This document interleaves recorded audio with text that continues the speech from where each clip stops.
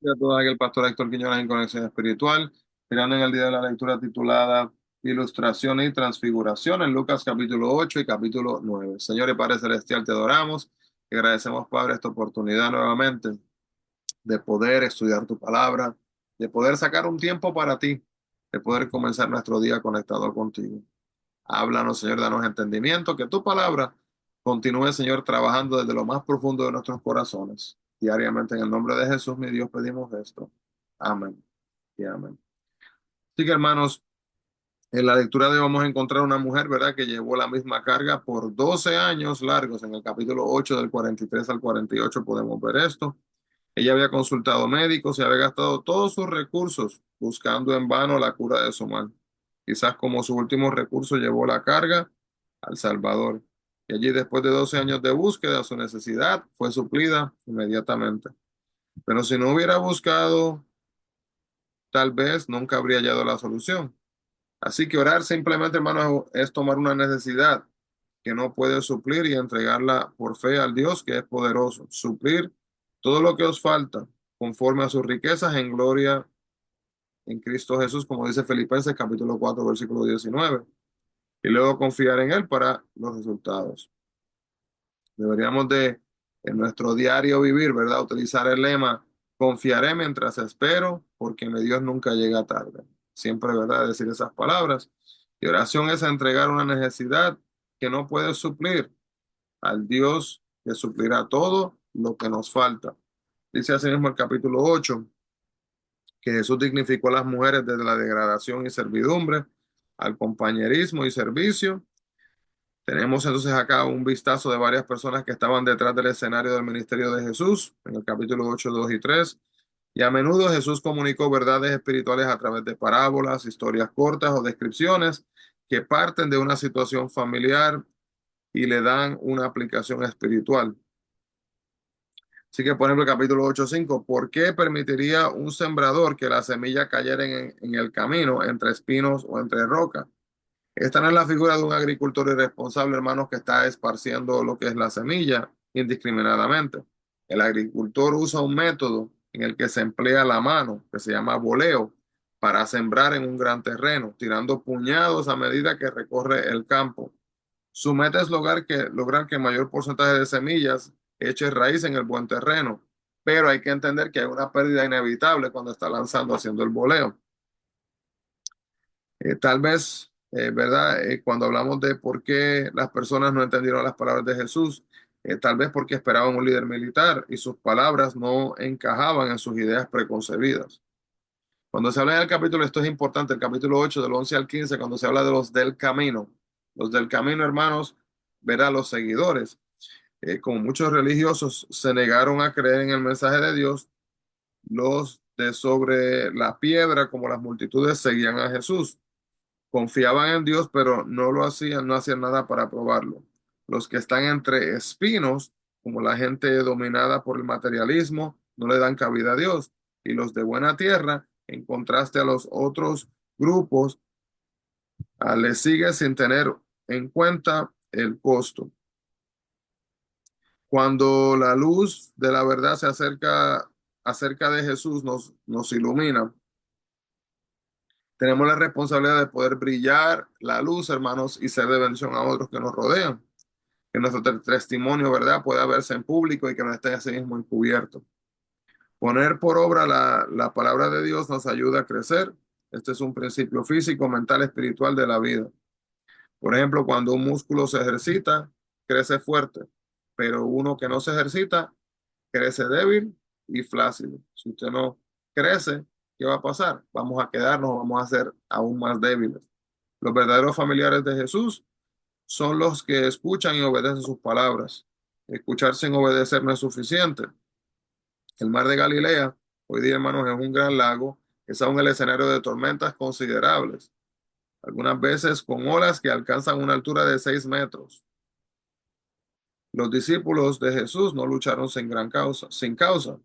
Cuando estamos en medio de la tormenta de la vida, es fácil pensar que Dios ha perdido el control y que estamos a la merced de los vientos del destino.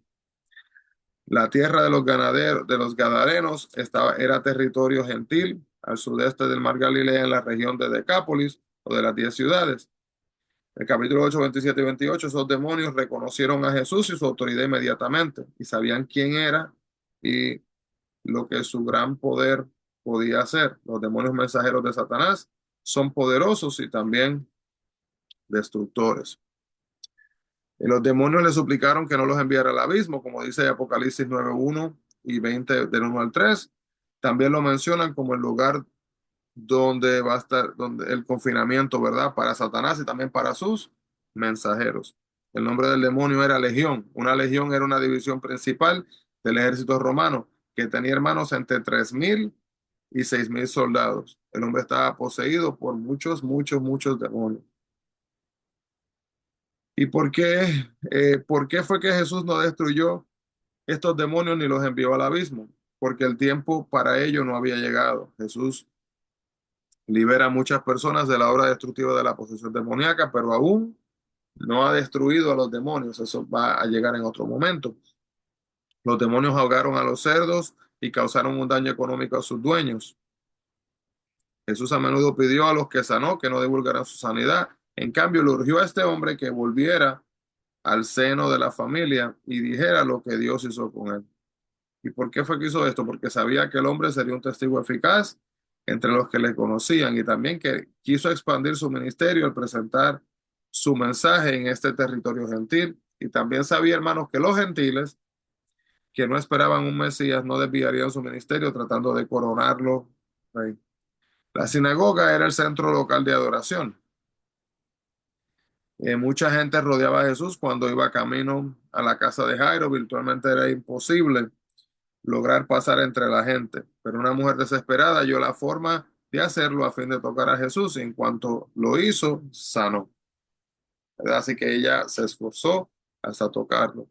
No era que Jesús desconociera a quien la tocó cuando dice que me ha tocado, sino que quiso que la mujer se diera a conocer y se identificara y quiso enseñarle que su manto no contenía ninguna propiedad mágica, sino que fue la fe que tenía que le había así mismo sanado. ¿Por qué fue que Jesús pidió a los padres que no hablaran de la sanidad de su hija? Sabía que los hechos hablarían por sí solos. Así que, hermano, en el capítulo 9 vemos aquí, ¿verdad? Que Jesús, métodos de Jesús, les dio poder, les dio instrucciones específicas de modo que sabían qué hacer, les dio instrucciones específicas para que supieran qué hacer y exigió responsabilidad por sus acciones. Cuando guía a otros hermanos, tenemos que dar instrucciones específicas para que sean las cosas de edificación y no de daño. Jesús anunció su reino mediante la predicación de y la sanidad. También su propósito era abarcar a Judea con el mensaje de Jesús, ¿verdad? Los discípulos, abarcar a Judea con el mensaje de Jesús y viajar sin equipaje se moverían con más rapidez. Depender de otros también tendría además algunos efectos positivos, como mostraría con claridad que el Mesías no vino para ofrecer prosperidad a sus seguidores. También forzaría a los discípulos a tener que confiar en él y también enrolaría a sus habitantes del pueblo y los convertiría en personas con ansias de oír a sí mismo el mensaje. En cada lugar los discípulos debían de quedarse en una sola casa, porque así no ofenderían a sus anfitriones al trasladarse a otra que fuera más cómoda. Cuando se habla en el capítulo 9, versículo 5, de sacudir el polvo de los pies en las ciudades donde no los aceptan, tenía una honda implicación cultural. Los judíos piadosos sacudían el polvo de sus pies después de pasar por ciudades gentiles para mostrar su separación de las prácticas de ellos. Si los discípulos se sacudían el polvo de una ciudad judía, mostrarían su separación de los judíos que asimismo rechazaron. Fue muy difícil para las personas aceptar a Jesús por lo que él era, de manera que trataron de presentar otras soluciones que parecían increíbles. Jesús trató de pasar inadvertido, en capítulo 9, 10 y 11, pero descubrieron dónde estaba y lo siguieron. Y en lugar de molestarse por esta interrupción, Jesús les recibió y suplió sus necesidades. El reino de Dios fue un punto focal en la enseñanza asimismo de Jesús. ¿Y por qué Jesús se molestó en dar de comer a esta gente? fácilmente pudo pedir que se fueran, pero Jesús no pasa por alto las necesidades de la gente. La fe cristiana va más allá del conocimiento de lo que otros creen. Demanda, ¿verdad?, que nosotros creamos. Jesús dijo a sus discípulos que no debían de decir que era el Cristo, que él era el Cristo, porque en ese momento no entendían del todo el significado de la declaración. Ninguno lo entendía en el capítulo 9 versículo 21. Un punto sobresaliente, ¿verdad? En la enseñanza de los discípulos del capítulo 9 22 y empieza a enseñar de manera clara y específica acerca de lo que iba a ocurrir y lo que debían de esperar a fin de que no se sorprendieran cuando sucedieran entonces esos eventos futuros. El cristiano que sigue a su Señor imita su vida y obedece sus mandamientos. La gente está dispuesta a pagar un alto precio por algo que valora. Y si esta vida, hermanos, es lo más importante para usted, usted hará cualquier cosa para protegerla, como en el capítulo 9 del 24 al 25. Y el versículo 26 nos muestra que la audiencia griega de Lucas sería difícil comprender a un Dios que puede morir. Asimismo, la judía de Jesús se mostraría perpleja ante el Mesías que permitiría su captura. Cuando Jesús manifestó que algunos no morirían sin ver su reino, se refería a Pedro, Jacobo y Juan, que serían testigos de la transfiguración 8 días después, o en un sentido más amplio, todos los que serían testigos de su resurrección y también de su ascensión. O también puede ser posible que se refería también a todos los que tomarían parte en la extensión de la iglesia después del Pentecostés. Jesús llevó a Pedro, Jacobo y Juan a la cumbre de la montaña para mostrarle quién era en realidad, no solo un gran profeta, sino el mismo Hijo de Dios. Y cuando Pedro sugirió hacer 3 enramadas, tal vez pensando en la fiesta de los tabernáculos, en la que se levantaban enramadas para conmemorar el éxodo, la liberación de la esclavitud de Egipto, quería que Moisés y Elías quedaran con ellos, pero Dios no quería esto. El deseo de Pedro de hacer estas 3 enramadas para Jesús, Moisés y Elías denotaba también su creencia de que la verdadera fe se construye sobre 3 piedras angulares, que serían entonces la ley, los profetas y Jesús. Sin embargo, la comprensión de Pedro creció y al final pudo escribir que Jesús es la principal piedra del ángulo, escogida y también preciosa. Pedro, Jacobo y Juan experimentaron en un momento maravilloso en la cima del monte y no quisieron dejarlo. Algunas veces nosotros también, al tener una experiencia emocionante, queremos permanecer donde estamos, alejados de la realidad y de los problemas de la vida diaria. Como el Hijo de Dios, hermano Jesús, tiene el poder y la autoridad de Dios, por lo que sus palabras deben de ser nuestra verdadera autoridad. Dios identifica con claridad a Jesús como su Hijo antes de decirle a Pedro y los demás que debían oírle a él y no sus ideas ni sus deseos. El poder para seguir a Jesús viene de la seguridad de saber quién Él es.